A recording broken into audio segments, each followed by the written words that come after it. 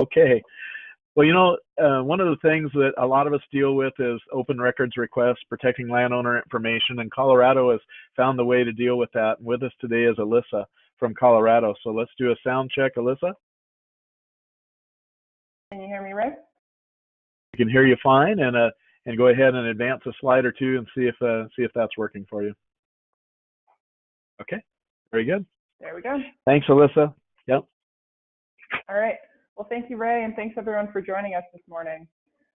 So far this morning, we've heard some inspiring programs that you may want to take home and implement in your districts and in your states.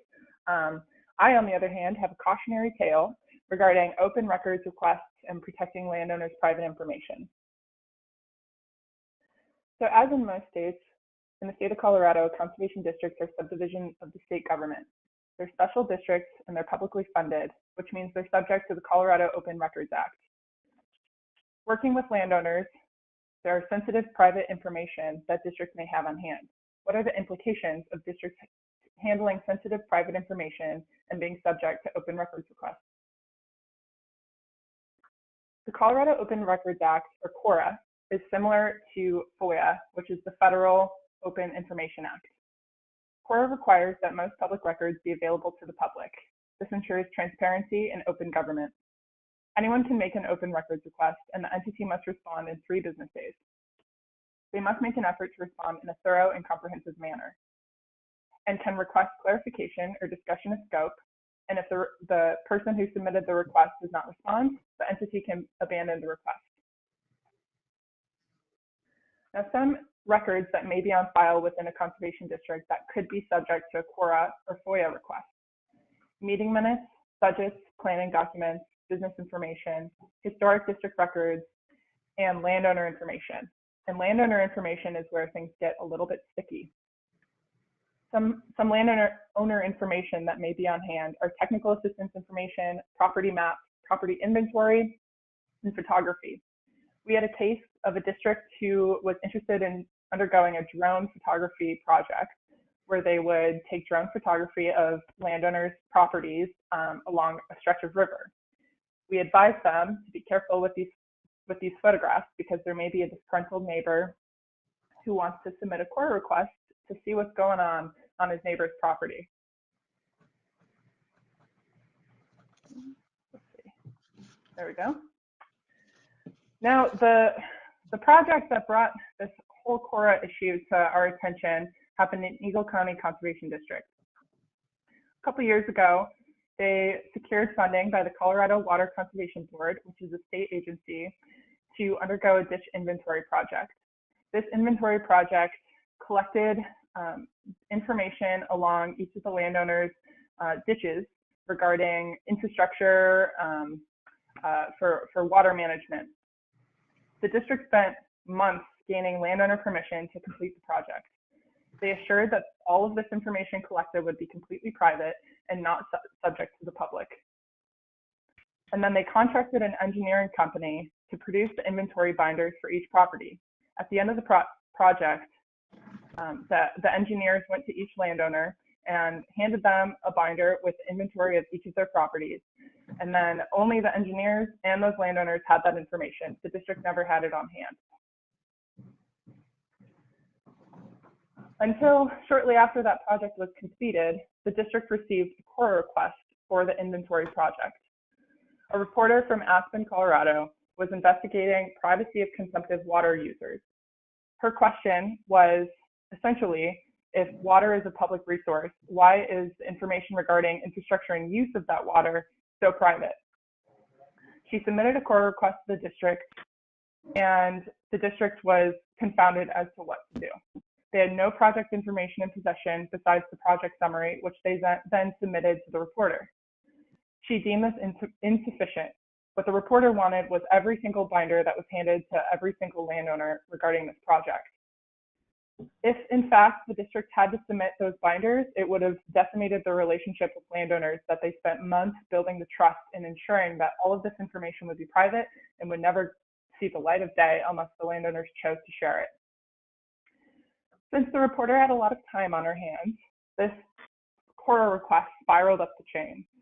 Instead of accepting the summary that the district submitted, she said, no, that's not sufficient. I want those binders, and went up through the state agencies to the Water Conservation Board and beyond, and caused a whole issue of not only what the district's response would be, but whether or not the Water Conservation Board would even be willing to fund conservation district projects in the future because of this question of using public tax dollars for projects on private land. This left us with the question of, should this information be subject to CORA if it is not on site, private information, and funded by taxpayer dollars? Now, in the state of Colorado, it may be different in your states. We cannot use the Attorney General's office to give legal advice directly to conservation districts because the Attorney General represents the Colorado State Conservation Board. So we advise that the districts hire an attorney to give them advice as to what to do. And that attorney essentially told them, yes, you have to submit every single binder. You have to go to the engineering company, you have to get those binders, and you have to submit them, which we decided was not quite the correct answer. And this brings up an important point for us. When advising districts to seek attorneys' advice, make sure that they seek an attorney with special district experience, particularly attorneys with experience with conservation districts. And at the end of the day, the final answer was no. The landowner information was deemed confidential commercial information, which is similar to proprietary information or trade secrets. So with FOIA, if a document contains trade secrets, you don't have to submit it as a request. And with CORA, this is considered confidential commercial information and thereby not subject to the request. If sensitive private data is not subject to CORA, but you have to submit a document, for example, conservation districts are advised to redact. They should go through and redact all the information that is directly pertinent to that landowner information. The message we've been spreading is prevention, preparation, and policy. As state agencies, we need to be equipped to be informed on relevant open records acts in our states. We need to educate districts on their position as a public entity that works with private information. And most importantly, encourage districts to adopt open records policy. Policy might include procedure for dealing with a request. So if a district has policy that states, for example, price that they will charge for the time and materials used to meet a request, then the person submitting the request must pay for that to be done. If they don't have a policy stating that, the district must incur all fees that go into producing the request. Non-permanent record destruction procedure is also helpful. So in the example of those drone photographs, a district might want to adopt a policy that states, if we have non-permanent information, if we have these photos, we'll destroy it, say, a month after the project is complete, and that will ensure that those disgruntled neighbors can't come knocking on the door and getting all the photos of their neighbor's property. And then having an internal action plan. So if the district does get an open records request, they know what to do. They don't panic. They don't go and seek bad advice, and they don't submit something that they shouldn't be submitting. And then prepare for public relation issues that may arise, because as in the case of the Aspen reporter, she did not like her answer. She didn't like that the district didn't supply that information that tax dollars paid for on that private property, and she spun it up the chain, and the district then had to deal with that as a public relations issue. So it became a question of maintaining the trust of their landowners and maintaining a public image.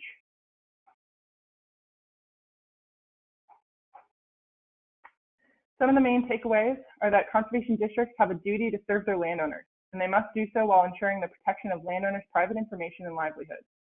They must maintain trust between districts and landowners.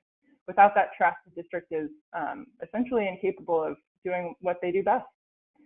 And there's a growing divide between the general public and the agricultural sector.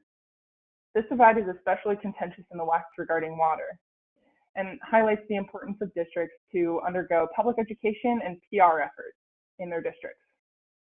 Open records statutes are an important tool used to ensure transparent and trustworthy government. Districts should be prepared to honor them while serving their landowners productively and safely. And as for little closing thoughts, Ray.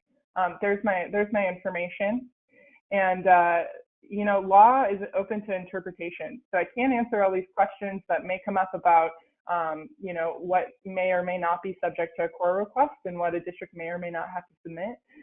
We're still trying to answer that question for ourselves. But really the point we're trying to make here is that as state agencies, as districts, as people who work with private landowner information, we need to be aware of open records request acts in our areas and how that can impact districts and the landowners we work with. Thanks, Rick. Thanks, Alyssa, for your presentation. And we're oftentimes struck in our state staff idea sharing session. We'll lift an example like this and then realize the laws, rules, regulations are different in each of our states. But Alyssa today has really given you some things for consideration across the nation. So those takeaways and some of the lessons you learned and things really are helpful, Alyssa. We really appreciate that. We got a question for you here. Do you know what the cost was for the district to deal with that information request in the one example you gave us today? Yeah, that's a good question. The district, offhand, I can't quite remember. It was a little over a year ago, but they had to pay the attorney fees, which wasn't a ton of time, but it was a couple $100. And they didn't have a policy, so they were responsible for the paper that they submitted. But in this case, they only submitted the summary and didn't have to end up submitting all those binders, so it wasn't very much. But typically, a policy would include, say, 15 cents per page printed, or an hourly wage for the district manager's time to produce that information. So I don't have an exact answer as to how much this district in particular spent, but yeah, attorney fees can add up at the end of the day.